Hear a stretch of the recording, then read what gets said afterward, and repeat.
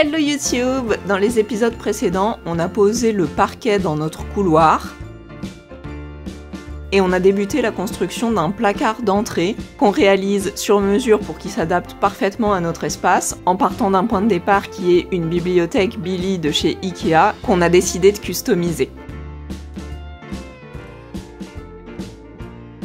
On a déjà modifié la structure et préparé les portes et on est venu fixer l'ensemble.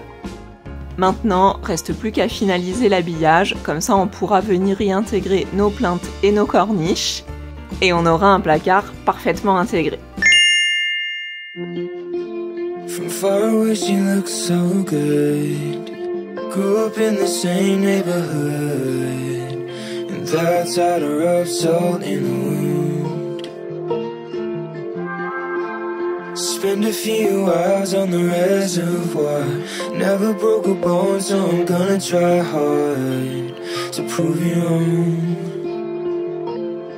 That I'm not who I used to be.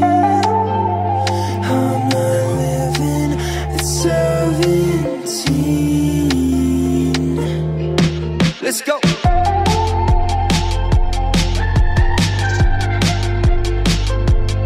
Ok, donc on a installé définitivement les portes des armoires ici. Alors en fait ce qu'on a fait c'est que on a tout prépositionné, tout réglé. On a ensuite tout démonté et peint l'intérieur. Donc en fait l'intérieur ici on a utilisé la peinture blanche satinée qu'on a utilisée dans les petites chambres. Par contre on n'a pas peint l'extérieur pour la simple et bonne raison qu'on ne sait pas si on va utiliser le même blanc ici dans le couloir et donc on peindra tout en même temps. Surtout que ici il faut encore qu'on installe les cimaises qui vont courir tout le long du couloir. Donc du coup on peindra toute cette face là en même temps et je pense qu'on n'aura pas besoin, enfin en tout cas on s'arrangera pour ne pas avoir besoin de redémonter les portes parce qu'à chaque fois qu'on les démonte ça abîme les trous des charnières et tout ça, donc au bout d'un moment c'est plus tout à fait au millimètre près. Donc c'est pour ça que nous on a juste fait le prépositionnement, tout démonté, tout peint et tout remonté, et là du coup elles bougent plus, ça y est, elles sont fixées définitivement. Donc on a fait 2 couches d'impression et une couche de finition. On n'a pas voulu s'embêter, hein. On a eu la flemme de faire les 2 couches de finition, mais bon, avec 2 couches d'impression, je pense que ça revient à peu près au même. Voilà, et le meuble, du coup, il est fixé directement au mur. On a enlevé le fond parce que comme je pense qu'on viendra mettre ici des patères, genre des porte-manteaux pour que ce soit un genre de dressing porte-manteau à l'entrée, et du coup, on voulait que ce soit fixé directement dans le mur et pas dans le fond du meuble qui, en plus, je sais pas si vous voyez, mais normalement, il est fait pour être ici et donc il est pas fixé à même le mur. Donc ça aurait été chiant de venir fixer des porte-manteaux et des trucs dans un truc qui n'était pas contre le mur. Enfin bref, vous comprenez. Donc voilà. Après, j'aurais voulu qu'on arrive à faire des fixations qui soient invisibles. Donc potentiellement de les mettre juste au-dessus de cette étagère et en dessous là dans les étagères à chaussures, mais ça passait pas parce que les planches elles se tordaient et tout ça du fait qu'il n'y avait pas le fond. Du coup on pouvait pas faire l'équerrage, donc on a été obligé de faire comme ça. On trouvera une petite solution pour venir les camoufler joliment, mais voilà. Donc là maintenant que ça c'est fait, nos portes, on les a toutes bien réalignées et tout ça. Et du coup, ça va nous permettre de venir installer la petite plaque en dessous et la petite plaque au-dessus qui vont nous servir respectivement à positionner les corniches ici au niveau du plafond et la plinthe qui va courir ici le long du mur. Et ici, sur le côté de l'armoire, on a préparé cette planche que j'ai peint juste au bord parce qu'en fait elle va aller donc contre, et la partie blanche c'est la partie qu'on verra par ce côté là. On n'avait pas fait ça dans la chambre, dans le dressing de la chambre, mais on a décidé de le faire ici simplement pour avoir une finition plus jolie et que qu'en fait quand on rentre depuis la porte d'entrée, depuis l'entrée de l'appartement, en fait justement on n'ait pas cette vision de voir le trou entre l'armoire et la porte et que ça fasse vraiment comme un cache en fait, comme les caches de côté de meubles de cuisine, donc pour masquer justement cette jointure là. Et puis en plus comme nous on a fait un surmeuble maison, et ça permettra aussi de cacher la jointure entre les deux côtés du meuble. Bon bah ça valait bien le coup que je m'embête à tout pré-peindre pour pas galérer une fois que les trucs seraient positionnés, parce que du coup on l'a positionné à l'envers, le blanc normalement c'était l'intérieur. Pour que ici justement on voit pas, bon de toute façon j'arrive pas à me mettre, mais on voit pas la partie en MDF et pas galérer à venir peindre depuis l'intérieur. Et on s'est gouré en la fixant et on a fixé le côté blanc à l'extérieur, donc je vais me retrouver quand même à galérer à peindre l'intérieur après coup. On va essayer de pas faire la même boulette en installant celle du haut. Donc pour avoir le bon espacement, on est venu positionner des petites cales entre le haut des portes et la barre en haut. On avait fait la même chose en bas, pareil, hein, pour avoir un petit espacement et pouvoir avoir l'amplitude d'ouvrir les portes et que les portes râpent pas contre ces deux planches. Et puis on fait la même chose du coup sur le côté, donc entre les côtés des billes et la planche, pour que en fait cette planche d'habillage, enfin celle du haut et celle de bas, les deux planches d'habillage soient écartées autant que les portes, parce qu'en fait si on vient les visser directement contre le caisson, et ben les portes avec l'épaisseur des charnières elles sont un peu plus ressorties, alors que l'idée c'est vraiment que l'habillage soit complètement aligné tout à la même hauteur quoi. Voilà, donc du coup bah, on utilise toujours ces petites cales, mais c'est les mêmes petites cales qu'on a utilisées pour faire tous nos réglages partout dans l'appartement, et vraiment c'est hyper pratique.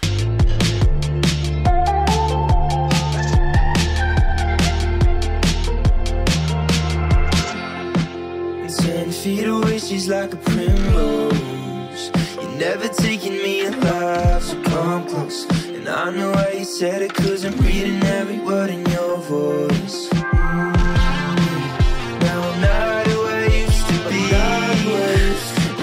Bon bah c'est cool. Alors bien sûr il faudra qu'on termine toutes les petites finitions pour que ce soit plus joli à l'intérieur du placard. Évidemment on viendra peindre ces portes, hein, elles vont pas rester en MDF brut.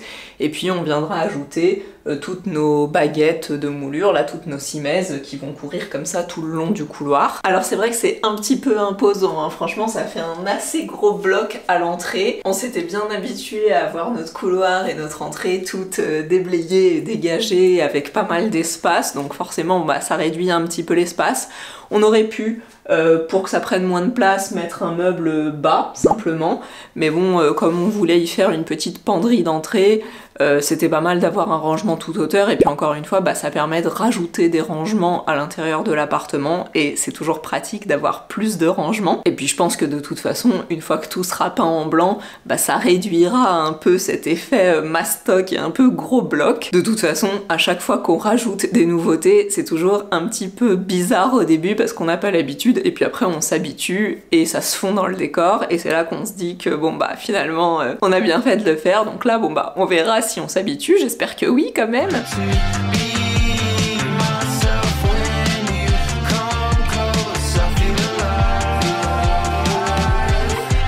Et là ce qui est cool du coup, c'est que ça nous débloque la prochaine étape qui va être la pose des corniches dans le couloir.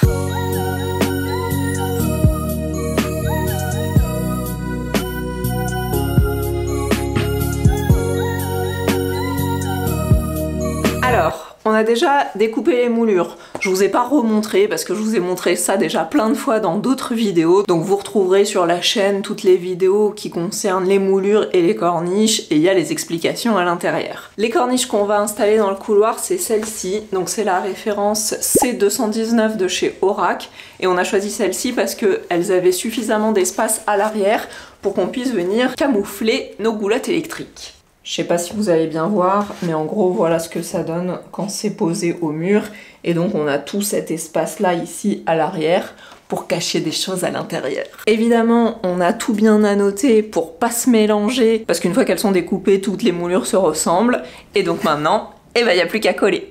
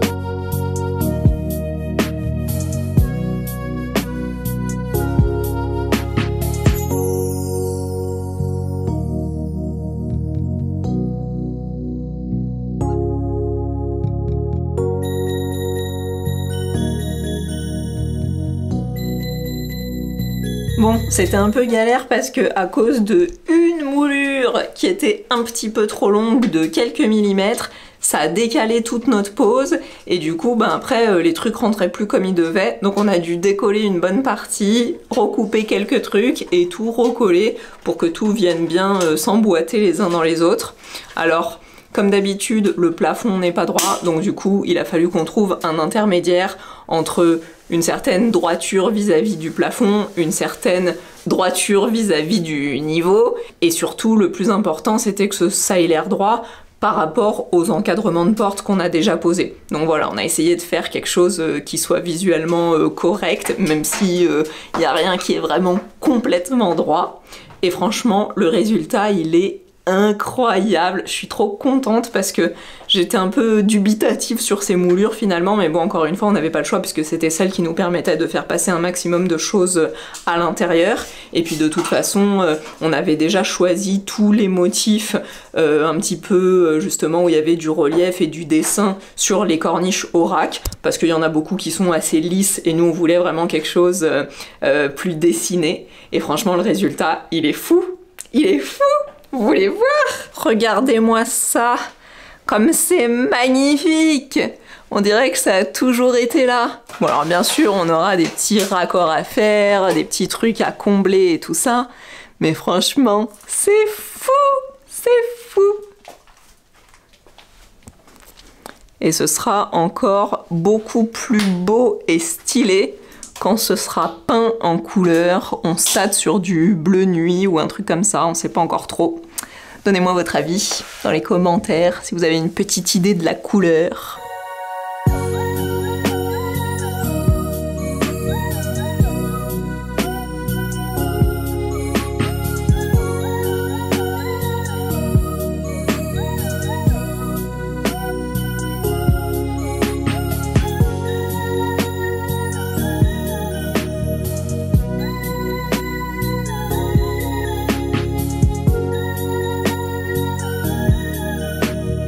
Le dernier petit détail pour finaliser la pose de nos moulures au plafond, ça va être l'installation de la rosace.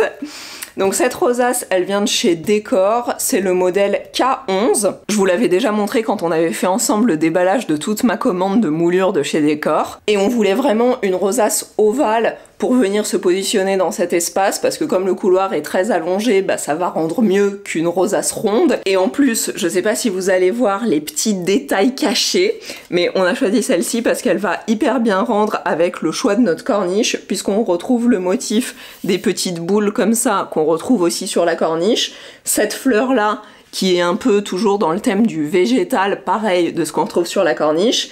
Et ce petit motif là, un peu comme une cordelette, et ça c'est un motif qui est un peu semblable au contour du miroir que je veux positionner sur ce mur là. Donc on a déjà retiré la gaine qui était sur ces câbles. Il va falloir qu'on perce l'intérieur de la rosace. On va faire attention parce que celle-ci elle est en polystyrène, donc le polystyrène c'est quand même un peu plus fragile que le polyuréthane. Et puis après on pourra venir l'installer.